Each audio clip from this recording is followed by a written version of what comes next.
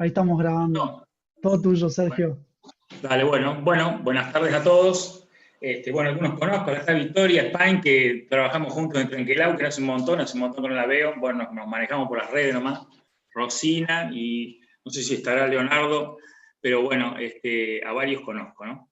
Bueno, y un poco es medio ostentoso para mí ponerle título del libro, este libro Hacia una nueva agricultura, lo escribió Samuel Molina, que fue el primer técnico CREA, y un gran técnico argentino que en un momento pasó al ostracismo, fue muy olvidado, y yo en realidad lo descubrí por intermedio de profesores del extranjero, ¿no? Y la verdad que es un libro que se los recomiendo leer a todos. Si quieren después les pasamos el PDF, porque tiene un idioma muy ameno. Yo se lo he dado a muchos amigos míos que son abogados, ingenieros en telecomunicaciones, y hoy hablamos a la par de temas agrícolas solamente habiendo usado el sentido común, habiendo leído este libro, ¿no? Y un poco la inquietud mía, digamos, y que veníamos hablando con los chicos, es que es interesante que el productor aprenda cómo funciona el suelo para poder generar sus propias tecnologías, ¿no? Durante 10.000 años la agricultura se hizo de esa manera. Y hace unos 70 años, cuando vino la agricultura de la Revolución Verde, lo único que se bajó fueron recetas o tecnologías empaquetadas, ¿no? Y eso hizo que el productor lo único que haga es poder comprar esas tecnologías, no las creaba. Y yo creo que le llevó a una mala costumbre, digamos, de no arriesgar a hacer cosas que él piensa que podría llegar a hacer, ¿no? Porque en realidad dejó de aprender cómo funciona el suelo para tomar esas tecnologías. ¿Puedes pasar la próxima, por favor? Sí. A ver. Un Bueno, segundo. esto es un poco lo que decía, este es el libro de Molina, yo lo tengo en PDF si después lo quieren leer, y él decía que el campo necesitaba mucho más materia gris por hectárea, ¿no? Porque en realidad no le estamos poniendo materia gris, ni siquiera yo soy ingeniero agrónomo, trabajé para Pulse de Siembra, y yo lo que hacía también era bajar esas tecnologías que venían empaquetadas y usarlas. Entonces, lo que decía él, que había que poner más materia gris, y que la ecología era la ciencia englobadora que iba a permitir no solo un mañana mucho mejor que el que está ahora, ¿no? Él ya hablaba de ecología, esto lo escribió en el año 65. ¿Podés pasar a la próxima? Después vino Ana Primavesi, que en realidad trabajó mucho con Molina, es una científica brasilera que falleció hace poquito, y él habla del suelo como organismo vivo, ¿no? Nosotros en este paradigma de la agricultura que le podemos llamar agroindustrial, lo teníamos al suelo como un sustrato que sostenía la planta, ¿no? Y todo lo que la planta necesitaba se lo dábamos de afuera, todo con insumos externos, ¿no? Que generalmente se pagan en dólares. Y bueno, ella ya hablaba de que la tierra era un organismo vivo que respiraba y que exhalaba dióxido de carbono, ¿no? Está la teoría de Gaia, la próxima presentación la vamos a ver, en la próxima, digamos, la teoría de Gaia, que dice que el planeta es un ente vivo, digamos, y que se autorregula, regula su temperatura, y bueno, y como podemos ver, esto es una imagen de una secuoya. Si uno ve la secuoya, el 90%, el 99% de la secuoya está muerta porque es tronco, pero en realidad está viva, porque su corteza está viva y sus hojas están vivas y sus raíces están vivas, ¿no? Entonces, tenemos que tratar de ver, hacer el esfuerzo de ver a la Tierra como un organismo vivo. Si nosotros sacamos un pedazo de tierra, pero vemos solamente algo negro y con minerales, lo podemos ver negro, pero en realidad está lleno de vida, ¿no? Podemos pasar a la próxima. La próxima diapositiva. Sí.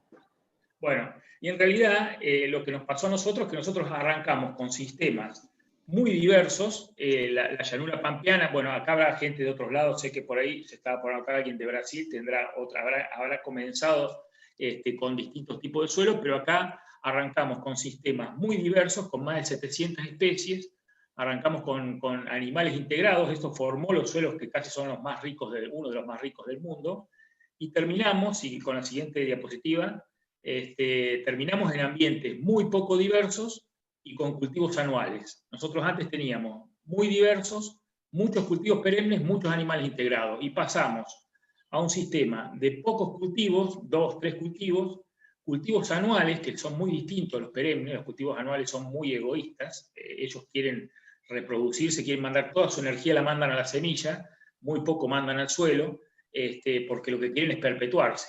La perenne se perpetúa alimentando el suelo, teniendo unas raíces muy grandes, ¿no? Tienen un sistema totalmente distinto. Entonces, no es que no sirvan las anuales, pero tiene que haber un equilibrio.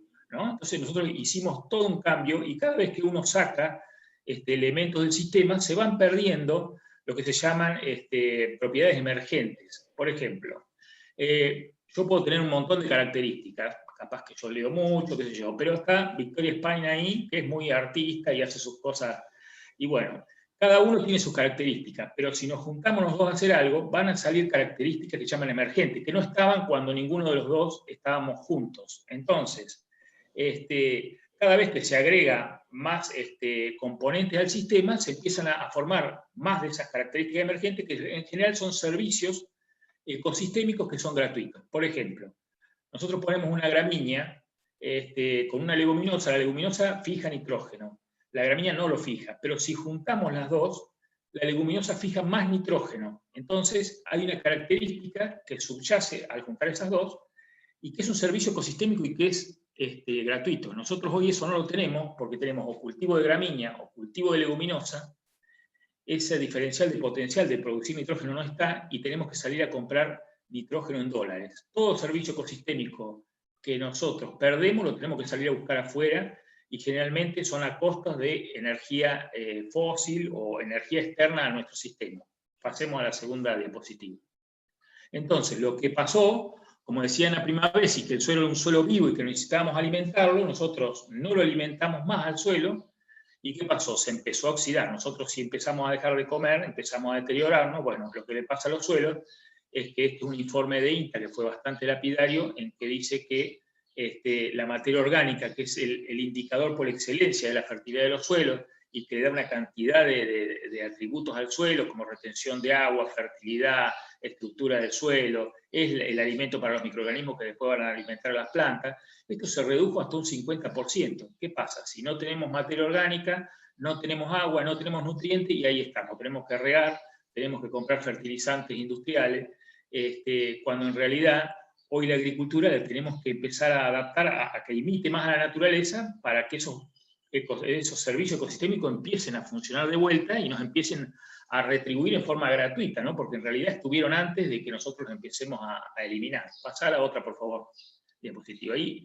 Entonces empezamos a querer hacer una agricultura, esta agricultura que tenemos hoy de trigo, soja, o trigo, soja, maíz, queremos empezar a decir, bueno, la vamos a mejorar un poquito para ver si levantamos los niveles de materia orgánica. Y parecemos ese juego de los chicos que hay que meter el triángulo en el triángulo y el círculo en el círculo y no nos sale, porque en realidad estamos trabajando con muy poca biodiversidad, entonces nunca vamos a lograr volver a los niveles de fertilidad anteriores si no empezamos a meter biodiversidad, si no empezamos a hacer una agricultura totalmente distinta, ¿no? O sea, hoy, por ejemplo, sentimos lo que son buenas prácticas. Las buenas prácticas es como, bueno, mejorar lo que tenemos hoy, hacerlo más prolijo. Pero en realidad, por más que lo hagamos lo más prolijo posible, sí, está bien que hagan pulverizaciones mucho más dirigidas, que se use mucho menos agroquímico, pero eso no va a solucionar el problema de la fertilidad de los suelos. Para eso tenemos que repensar una nueva agricultura, y en eso yo creo que es fundamental el rol del productor, ¿no? Porque, como les dije, siempre durante 10.000 años de agricultura, el productor, el que sembró, el que criaba animales, era el que creaba la tecnología. Y hasta hace 50 años eso se nos quitó, digamos, para comprar insumos, digamos, comprados, tecnología ya empaquetada, ¿no? Entonces, es fundamental que el productor sepa cómo funciona el suelo para volver a recuperar todos estos servicios del ecosistema. Por ejemplo, uno de los servicios del ecosistema es la cosecha de cereal. Yo cosecho maíz, es un servicio gratuito que me da gracias a la fotosíntesis, pero bueno, si yo no mejoro el suelo voy a tener una mala fotosíntesis. Son todos esos servicios de regulación, digamos, de sostenimiento del ambiente, digamos, que se van perdiendo a medida que yo voy deteriorando el suelo, ¿no? Entonces lo que tenemos que hacer es revertir ese sistema, tratar de imitar la naturaleza, meterle más diversidad, ya lo vamos a ir viendo, ¿no? Porque ahora empezaron a haber nuevos referentes, digamos, que generalmente, o casualidad, son productores, ¿no? Yo creo que esta nueva agricultura no va a salir de las entidades de INTA, si bien hay gente que investiga, y de las entidades rurales, sino que tiene que salir del mismo productor, animarse a empezar a probar cosas nuevas, digamos, ¿no? Sabiendo cómo funciona el sistema, cómo funciona el suelo, el productor mismo, con su sentido común que tuvo durante 10.000 años, va a poder sacar adelante esta nueva agricultura. Pasemos a la próxima.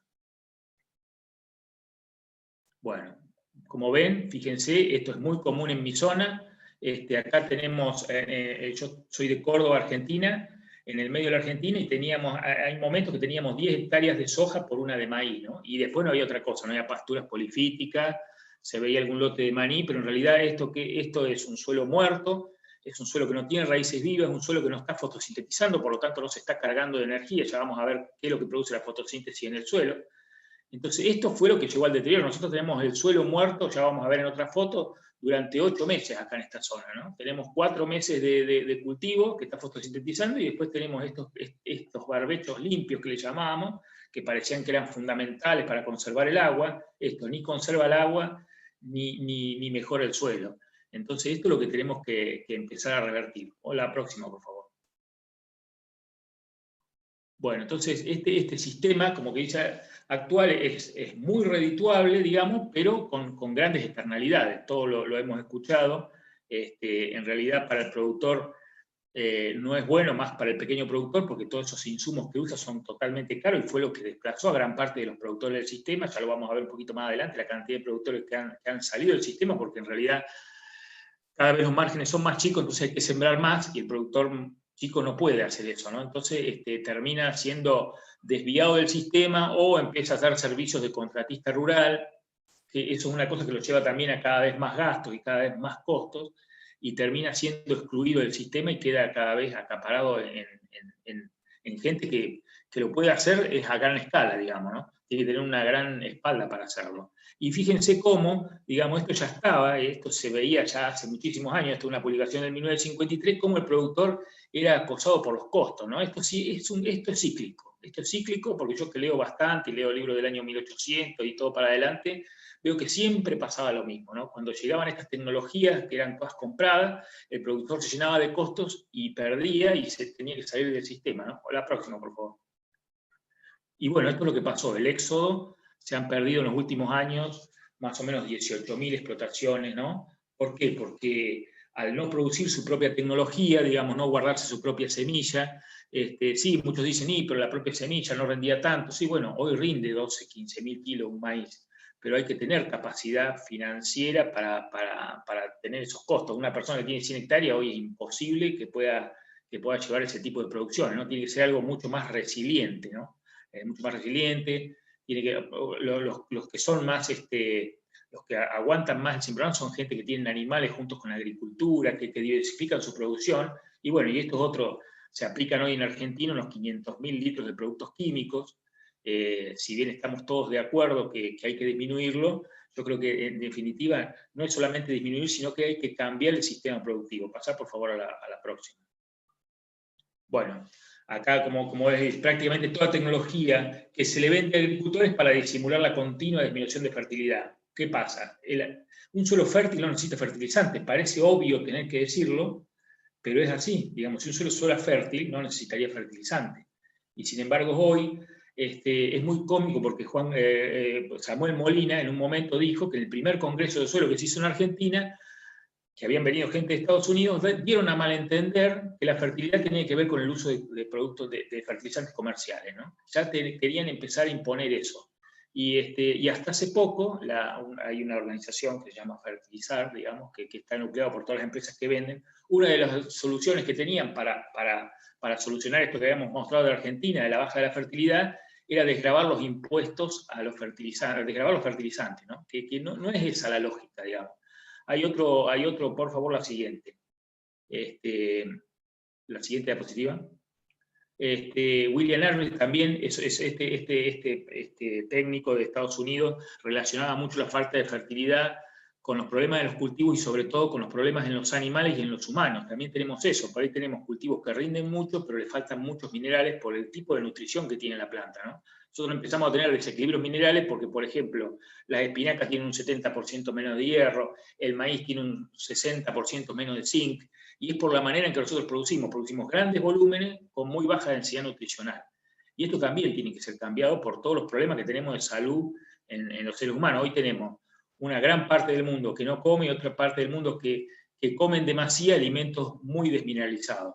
Entonces eso también tiene que cambiar. Por ejemplo, hoy dicen, y bueno, hasta que no nos paguen por calidad nosotros no vamos a cambiar. Bueno, está bien. Siempre el precio, una cosa es precio y otra cosa es valor. Digamos, puede ser que tenga esa soja puede tener precio, pero el valor nutricional es muy poco. Es la siguiente, por favor. Bueno, entonces, yo creo que de acá en más, el productor tiene que tomar las riendas, para mí, ¿no? Es mi opinión, pero y es lo que me gustaría, ¿no? Que el productor, y yo creo que tiene mucho sentido común, porque yo trabajo con varios, y cuando uno le explica bien cómo funciona el suelo, sin eso de que para producir tiene que usar fertilizantes, pero si uno le explica cómo la planta disuelve los minerales del suelo junto con la microbiología, ya el sentido común le va a llevar a hacer una nueva agricultura, ¿no? Y hay gente que se está animando y está probando y está haciendo cosas y mezcla cultivos y por ahí te llama, che, mira, te empiezan a plantear y si yo mezclo esto con el otro, ¿qué pasa? Y vos lo ves que ya están usando el sentido común que tuvo en algún momento, ¿no? Y eso está muy bueno y hay que rescatarlo. Y fíjense, lo que dice, es Alcázar, que trabajó en la ONU, trabajó mucho con variedad, con hilo, buscaba muchas variedades de distintas para tener diversidad genética de semillas, y decía que tenemos que pensar una agricultura para las generaciones futuras, y hay que pensar en grande, que va a ser rentable, que va a mejorar el ambiente, que va a tener inclusión social. Digamos, cuando uno hace los cursos de manejo holístico, bueno, esto que está Alan Savory y que nos propone fijarnos una meta holística, digamos, un contexto, ponernos un contexto, siempre tenemos que pensar en grande. Bueno, de acá a 20 años yo quiero que mi campo tenga forestación. Bueno, no sé ni cómo lo voy a hacer, pero tengo que poner una meta. Y la meta tiene que ser que tengamos que enriquecer el ambiente, además de producir y además de incluir a más gente en el campo, ¿no? Y yo estoy convencido que eso se va a dar, va a ser en la próxima. Bueno, este es uno de los referentes en Estados Unidos, que es Gabe Brown. Tiene un libro, si lo quieren buscar, está en Amazon. Y también es productor, también él es productor, pasa al siguiente. Y él da como 5 puntos. En realidad después hay otros que dan más puntos, pero en realidad está muy sencillo porque yo se los he dado a varios productores y ya solo lo razonan. O por ahí me preguntan algo y bueno, y yo les vuelvo a consultar a ellos, o sea, yo le hago la repregunta y se la contestan sola, ¿no? Y él tiene cinco principios, que uno, no mover el suelo, ¿no? Nosotros tenemos en Argentina 30 millones de hectáreas de siembra directa donde no se mueve el suelo, está bárbaro en ese sentido, pero tenemos, o sea, no solamente las perturbaciones físicas del suelo, sino que químicas. Nosotros tenemos mucha perturbación química, dijimos hoy que tirábamos 500 millones de litros de productos químicos, y eso tiene un efecto no solamente sobre los ríos, sobre el ambiente, que eso lo tenemos muy claro, sino que sobre la microbiología del suelo, que es la que le da de comer a la planta. Entonces tenemos que buscar esa armonía. La otra es cobertura. El suelo siempre se tiende a cubrir, digamos, ¿no? En Argentina también tenemos la siembra directa, tenemos muchas hectáreas de siembra directa, pero cuando uno vamos a ver la cobertura, en realidad la cobertura no llega a veces ni al 50%, y el suelo tiene que estar bien cubierto. Por eso con todo esto de los cultivos de cobertura hoy en día, si bien no es la única técnica que tenemos que usar, porque hoy la estamos como endiosando, digamos, pero es una más de todas. En realidad no solamente lo usamos por la cobertura y no solamente lo usamos para combatir, para combatir malezas, sino que eso genera una alimentación. Imagínense que todas estas plantas acá están fotosintetizando en el momento que antes no estaban, y eso producto de la fotosíntesis va a parar al suelo como energía para los microorganismos, ¿no? La fotosíntesis sería como el motor de un auto y el suelo sería como la batería. A medida que va andando, ese suelo se va llenando de energía, se va llenando de electrones, y esa energía la usan los microorganismos para darle de comer a la planta. Cuando nosotros tenemos 6 meses el suelo muerto, eso no está funcionando y la planta no está bien nutrida. Pasamos a la próxima. La diversidad, bueno, es una de las niñas bonitas que hoy se habla, digamos. Hoy, si nosotros vimos que arrancamos con sistemas muy biodiversos y mayormente perennes, bueno, los cultivos de cobertura son anuales, pero bueno, por lo menos aporta biodiversidad. Esa biodiversidad, hay muchos estudios de muy larga duración. Digo, cuando más diverso es un ambiente, más productivo es, no solamente en la parte aérea, sino que sus raíces son mucho más grandes. Hay ensayos de que si uno tiene los monocultivos, las raíces son de un tamaño, pero cuando los pone juntos, las raíces empiezan a competir al principio, y después tienen se llama como facilitación. Es como yo decía, hay unas plantas que solubilizan fósforo, son muy buenas para solubilizar fósforo, otras para solubilizar nitrógeno, pero cuando las ponemos juntas se comparten los nutrientes, ¿no?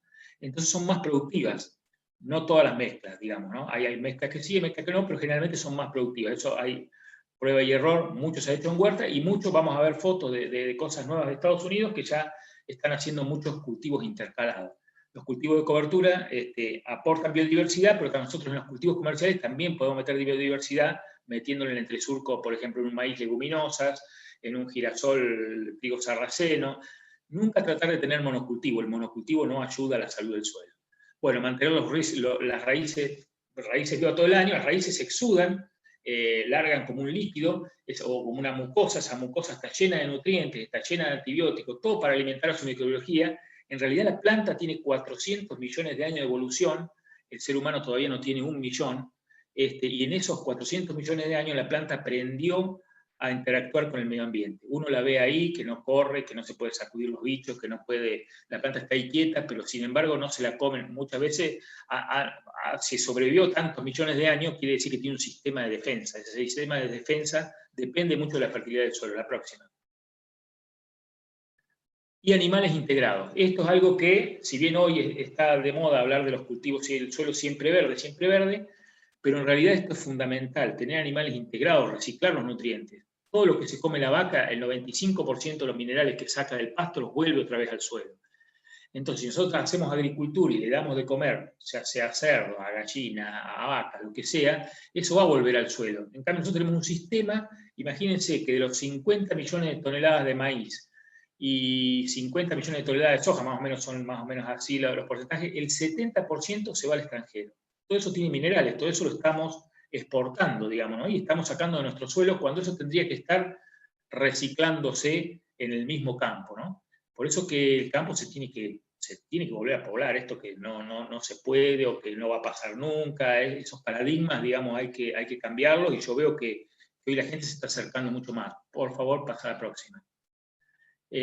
Bueno, y para que veamos, pasar a la próxima, esto en realidad lo escribió Lucas Garibaldi, que es un investigador de acá de Argentina, del CONICET y de la Universidad de Río Negro, para que vean cómo coinciden todos en esta nueva agricultura. Él es más ecólogo y trabaja mucho con polinizadores, pero ahí estás viendo vos que mejorar la diversidad por encima y debajo del suelo, que es lo que estamos hablando. Si nosotros hacemos un cultivo de cobertura muy diverso, las raíces van a ser mucho más diversas, y los microorganismos, no todos los microorganismos les gustan todas las raíces. Entonces, cuando más raíces distintas tenemos, más distintos microorganismos. Y esos distintos microorganismos disuelven distintos minerales y la planta está muy bien nutrida, ¿no? Reducir el uso de insumos sintéticos, todos coinciden con lo mismo. Mejorar la salud del suelo. Antes hablar de salud del suelo parecía que estabas hablando de brujería. Hoy ya el término salud del suelo se está generalizando, gracias a Dios.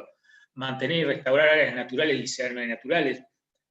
Hoy acá no existen más, pero tendría que tener áreas naturales, porque hay ciertos pájaros que son insectívoros, que les gustan las plantas naturales, no les gusta otra planta. Entonces, tendríamos que haber dejado isletas, corredores biológicos. Bueno, proteger y defender los recursos hídricos. Hoy acá, el otro día llovió 100 milímetros en mi zona, la gente contenta, pero 50 se fueron porque todos siembran a favor de la pendiente. Es una locura. Habiendo lo que es diseño de paisaje, que se hace de hace muchísimos años, lo hacían los incas, hacer terrazas. Digamos, volver a pensar. Yo he ido a campos donde tenían problemas porque había una maleza, un manchón de maleza en el medio del lote, y cuando lo vas a ver habían sembrado el lote a favor de la pendiente, y le digo, pero vos te quejás por este manchoncito de maleza que te va a sacar humedad ahí en esos 3 metros cuadrados, y sembraste todo el lote a favor de la pendiente. Cuando llovió se te fue todo el agua nada más con eso. Pero estamos tan acostumbrados a esas tecnologías de insumos compradas que no nos deja ver el resto, ¿no? Bueno, incrementar la diversidad de hábitat, otra más, la próxima. Bueno, todo eso, integrar prácticas de diseño de paisaje, ver lo que estábamos hablando, evaluar todo eso. Y esto hay que tener en claro, que esta nueva agricultura va a ir paso a paso. No se puede hacer como la urea, vos le tirás 300 litros y la respuesta la veía el otro día, se pone azul. Nosotros, si arrancamos con ese tipo de suelo, con los servicios de ecosistema muy disminuidos, para volverlo a recuperar, es como uno que vivió de fiesta, comiendo y tomando alcohol, y un día para el otro quiere ser sano, y tiene que ser todo gradual. Digamos, esta agricultura va a llevar un proceso para recuperar toda esa salud del suelo, digamos, meter raíces, lleva un tiempo, ¿no? Entonces, la evaluación tiene que ser a largo plazo. Es muy característico que te dicen, bueno, vos hacés de una manera la agricultura y yo la hago como la veníamos haciendo, y vemos a quién le rinde más, y seguro que le va a rendir a él, porque el suelo mío no tiene poro, no tiene minerales solubles, le faltan raíces vivas. Entonces, eso va a llevar todo un tiempo. Bueno, considerar todos los múltiples beneficios. ¿Por qué los múltiples beneficios? Porque una cosa es el precio, que puede ser los kilos de soja por el precio de la soja, y otra cosa es el valor. ¿Cuánto vale el metro cúbico de poros? ¿Cuánto vale el metro cúbico de agua que se infiltró por el suelo y se purificó? ¿Cuánto vale la oxigenación, la limpieza del oxígeno en el aire?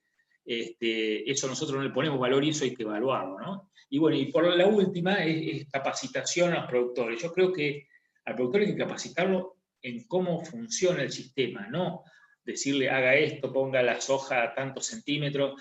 Eso lo tiene que saber él, eso lo va a saber él, nadie mejor para una herramienta, manejar una herramienta, cambiarla de lugar, las ruedas y hacer todo lo que tenga que hacer que un productor. Cuando empezaron con la siembra directa fueron los productores los pioneros, no fueron los técnicos, digamos, ¿no? El productor hay que darle herramientas para que razone y use sentido común, digamos. La próxima. Este es Darren Doherty. Darren Doherty es un australiano, él trabaja mucho con diseños de sistema, o sea, cuando uno está en un campo, es importante ver dónde va a ir la calle, dónde se va a hacer la forestación, dónde se van a hacer las construcciones, digamos. Eso nosotros como técnicos salimos de la universidad sabiendo hacer una receta de cuántos litros de esto, cuántos litros de tal insecticida, cuál densidad de siembra, pero nunca nos planteamos que el agua se puede transportar por gravedad al lugar donde nosotros querramos. Entonces, él tiene todo un sistema, digamos, que además de ver todo lo que es la salud del suelo, ve cómo hay que diseñar el paisaje dentro del establecimiento. El próximo es otro técnico de Estados Unidos, que es Gary Simmons, que también hace una agricultura que le llama biológica. Bueno, como verán, nombres no faltan, que agroecológica, que biológica. Yo creo que la agricultura es una sola. Pónganle el nombre que quieran, pero el funcionamiento del suelo es uno solo, la microbiología del suelo es una sola, y hay que aprender a hacer esa nueva agricultura, ¿no? Este hombre lo que dice, porque lo puse la otra vez cuando esta gente decía que había que desgravar los fertilizantes, digo, mira, es preocupante, digamos, que el productor que depende directamente del suelo no tenga tan errados los conceptos de cómo funciona. Si uno sabe cómo funciona el suelo, va a hacer las tareas que sean funcionales para el suelo, digamos, ¿no? Todo lo que nosotros hacemos, aplicar urea es malo para el suelo porque acidifica los suelos, hace que la raíz tenga una mala rizósfera, la planta pueda alcalinizar la raíz y hacer que hay minerales que la planta no pueda absorber. O sea, nosotros aplicamos grandes cantidades de nitrógeno en un solo momento y después nos falta cobre, nos falta zinc por esa mala nutrición. Aplicamos, así sean insecticidas a veces naturales, que no solo sé hacer, digamos, a veces matamos la fauna benéfica, o digamos, usamos un insecticida que no mata la fauna benéfica, pero tenemos un lote de 400 hectáreas de soja donde no hay una flor donde el predador se pueda parar a tomar néctar o hacer cualquier cosa, ¿no? Entonces, tenemos que diseñar muy bien. Y esta es González Plager, es una profesora de Colombia, que ella dice que en realidad todas las prácticas dirigidas al suelo tienen que estar enfocadas en la raíz, ¿no? La raíz es como si fuera, el ser humano tiene su sistema defensivo, el mayor sistema inmunológico del ser humano, el 80% está en el intestino, y el equivalente del intestino a las plantas es la raíz. Es como si fuera una media, si yo la pongo de un lado es el intestino, y si la doy vuelta, de adentro para afuera, es la raíz, ¿no? Es exactamente igual, las funciones son muy parecidas. Si uno quiere aprender de raíces, tiene que leer el libro sobre el intestino del ser humano, o de animales, y digamos, es muy parecida. Entonces, si uno sabe bien cómo funciona la raíz, va a tomar decisiones en el campo que van a mejorar la fertilidad del suelo. Pasa la otra, por favor. Bueno, y toda una interacción, esto, bueno, no es para este webinar, pero en realidad la planta interactúa con infinidad de microorganismos. La planta tiene, además, esos microorganismos pueden hasta activar genes en la planta, digamos, que no están activos. A mí me ha pasado de ir a campos donde cayó una planta dentro de un monte, una planta de avena. Era una cosa que no se sabía si, o sea, yo sabía que era avena, pero la he llevado a varios ingenieros y me decían, esto no es avena, no es avena. Lo que pasa es que esto cayó en un lugar donde tenía una fertilidad impresionante, y acá no es que es la nutrición sola, sino que se activan genes que hacen que la planta demuestre su verdadero potencial. Esa activación de genes por intermedio de los microorganismos, hay una australiana, Christine Jones, que ella dice que si el mejoramiento genético duplica los rendimientos, todos esos microorganismos lo multiplican. ¿Entienden? Es mucho más importante quizás la nutrición y ese ambiente en el que está la planta que el mejoramiento genético que pueda hacer el ser humano. Por eso que estamos obligados, digamos, a mejorar la fertilidad del suelo. Pasa a la otra, por favor. Te voy a interrumpir un segundo. ¿Sí? Vamos a compartir este material. Entonces, ustedes van a tener una versión del PDF súper completa, mucho más de lo que está ahora, para que puedan leer con detenimiento y para que no tengan que andar tomando notas. Si quieren, esto va a estar compartido. Simplemente Sí. Esas tortas que se ven ahí en realidad son de un lado de la izquierda son las bacterias que hay, porque la planta tiene bacterias, como nosotros en el ser humano, cada célula del ser humano hay 20 bacterias, ¿no? O 10 o 20 bacterias por cada célula del ser humano. Y en la planta pasa lo mismo. En el floema, en el xilema, todo por los conductos por donde va la savia hay bacterias, en las hojas hay bacterias que protegen a la planta, en las raíces hay bacterias que protegen a la planta, de la derecha están los hongos, y donde son más biodiversos, en realidad en el suelo hay muchos microorganismos y se concentran mucho donde está la raíz, porque la raíz fotosintetiza y le manda esos jugos para que vaya el hongo, por ejemplo, hace asociaciones con un hongo que se llama micorriza, la planta le da de comer al hongo, el hongo va, le busca fósforo muy abajo o agua y se la trae a la planta, ¿no? Y puede alimentar ese hongo a plantas de distintos géneros, digamos, de una raíz a otra planta, digamos, hay cosas muy interesantes que si uno se pone a leer, hay libros del año 50 que ya lo decían, ¿no? Lo decían de otra manera porque no estaba toda la ciencia tan desarrollada, ¿no? Pero ya se sabía. La próxima, por favor. Bueno, y el productor tiene que aprender a cómo se genera una nueva estructura, ¿no? ¿Cómo es esto de generar una estructura con buena porosidad? Bueno, ¿por qué se genera esa porosidad? ¿Qué factor cumplen los microorganismos en eso? Los hongos, las bacterias, ¿cómo hace para que se genere esa porosidad? Cuando más poroso es el suelo, más superficie tienen las raíces para poder explorar y más nutrientes puede sacar. Imagínense un suelo muy apretado donde la raíz no puede entrar, no puede sacar nutrientes de ahí. En cambio, cuando más poros tiene, más puede penetrar. Pasa a la próxima, por favor. Bueno, y el rol de la fotosíntesis, como dijimos, la fotosíntesis es algo maravilloso, digamos, porque con la energía del sol, si ustedes se ponen a ver, cuando uno hace urea para fertilizar los campos, se necesita mucha energía. La energía sale del petróleo. El petróleo fue producido por la fotosíntesis de plantas prehistóricas, ¿no? Bueno, y se gastan 1000 litros de petróleo por cada 1000 kilos de nitrógeno o 2000 kilos de urea que se sintetiza. Y sin embargo, la planta fotosintetizando, produciendo energía, esa energía se la da a las bacterias que fijan nitrógeno y eso se lo fija gratis. Eso es lo que nosotros decimos que es un servicio ecosistémico, ¿no? Nosotros esos servicios ecosistémicos los estamos perdiendo porque hay rotaciones que tienen muy pocas leguminosas, o por ejemplo la soja a veces tiene un balance negativo del nitrógeno, muy productiva pero tiene balance negativo. Y si hacemos un maíz y no lo asociamos con una leguminosa, tenemos deficiencia de nitrógeno. Entonces lo que tenemos que hacer es meter más grupos funcionales dentro del sistema, ¿no? Pasa a la próxima. Acá lo que tenemos, lo que decíamos hoy, digamos a la izquierda tenemos un lote, donde se ve verde, esa es una imagen satelital, ahí está fotosintetizando, ¿no?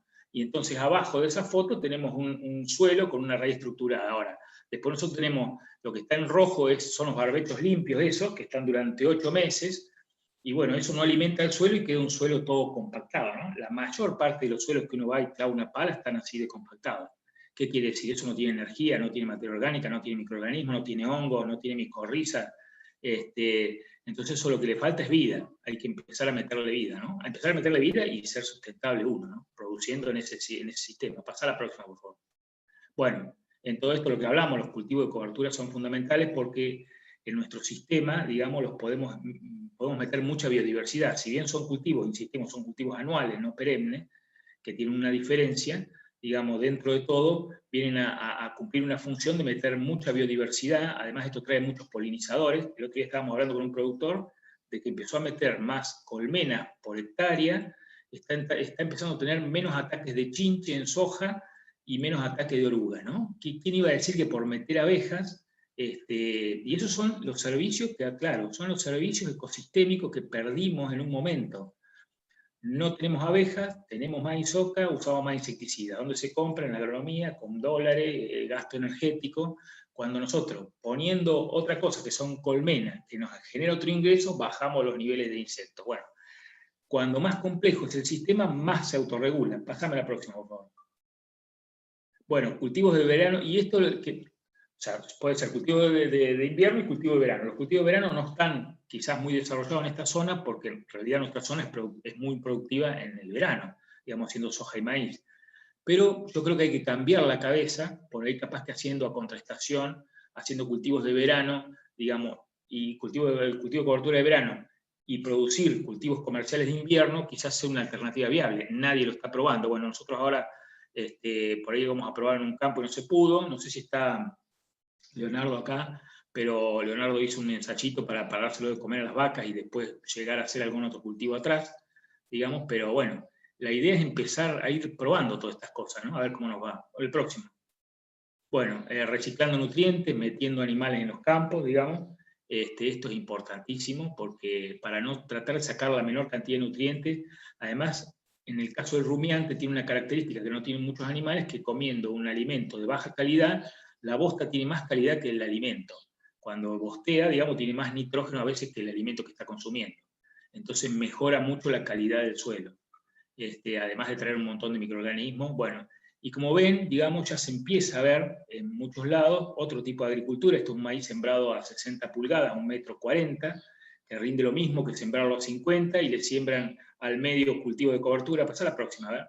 En la próxima también le pueden meter hasta zapallo, bueno, ahí hay poroto caupí, digamos, y fíjense, esto está comprobado que rinde más, a veces rinden más las mezclas, y los mayas hacían la milpa, que era esa mezcla de maíz, soja y poroto, maíz, poroto y zapallo, y a veces le metían pimiento, y bueno, y todos los pelites, que son esas malezas que ellos se comían, digamos, el amaranto, entonces se lo comían, eran mucho más productivos, y bueno, y cómo hoy nos estamos virando a esos sistemas, ¿no? Meter dentro de los cultivos comerciales, meter biodiversidad, ¿no? Hay otro, bueno, acá está, que produce, también le metió zapallo, yo lo sigo bastante por Twitter, estaba por ahí, bueno, una diapositiva está para seguirlo, le ha metido hasta zapallos ahí adentro, y el maíz, como recibe mucha luz, produce lo mismo que estando sembrado 52, ¿no? El efecto luz del maíz es muy importante. Vamos a ver otro productor, que es un productor de México, que si bien no es muy agroecológico porque usa mucho fertilizante, ahí están los zapallos, ahí entre el maíz hay caupí, esto se siembra el maíz, y cuando está como para escardillarse se siembran los otros cultivos.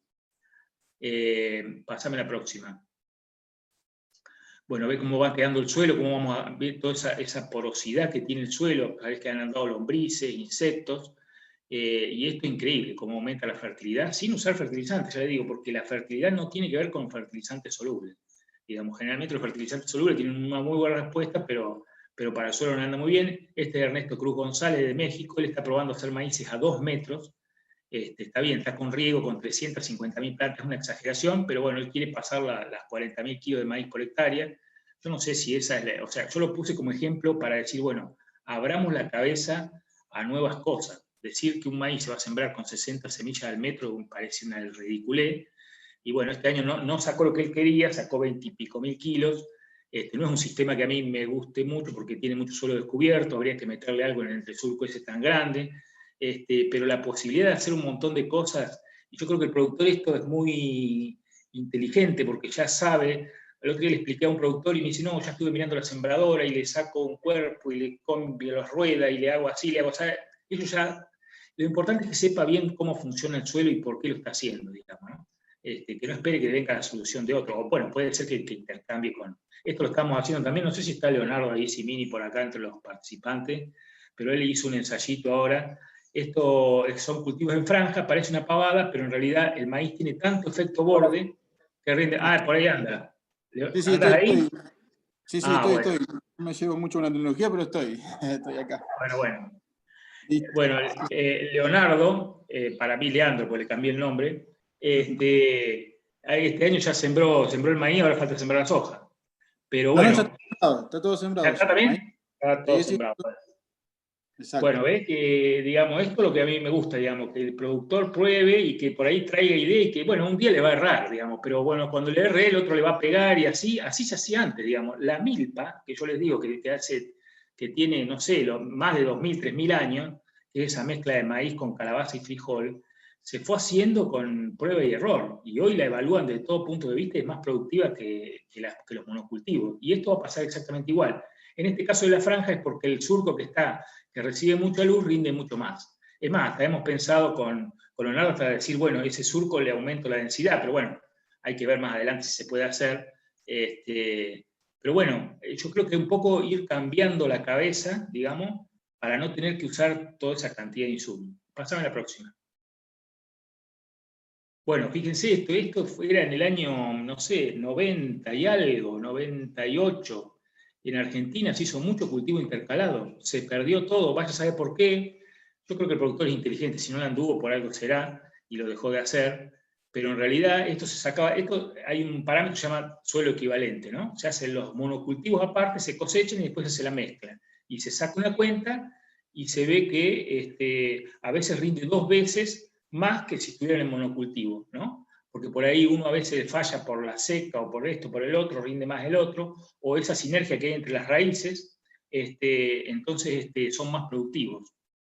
Por eso es que esto, digamos, yo creo que tiene que, ya hay un grupo también acá en el norte de Córdoba que había hecho, y cuando yo les nombré esto me dijeron que iban a empezar a probar de vuelta, ¿no?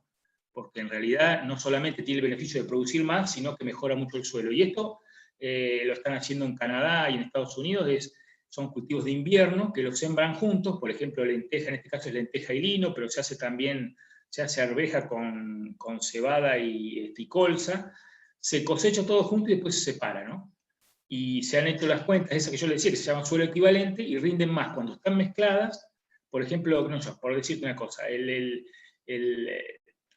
nabo o la colza exuda mucho ácido cítrico que es bueno para solubilizar fósforo. La leguminosa aporta nitrógeno. Las gramíneas tienen unos que se llaman sideróforos que solubilizan hierro. Bueno, entre todas se van acomodando, y yo creo que la densidad nutricional, que si bien no leí nada sobre el respecto, pero es un razonamiento que yo hago, que al haber tantos minerales disponibles, la densidad nutricional de esos cultivos es mucho mejor que si estuvieran en monocultivo, ¿no? Pasa a la próxima.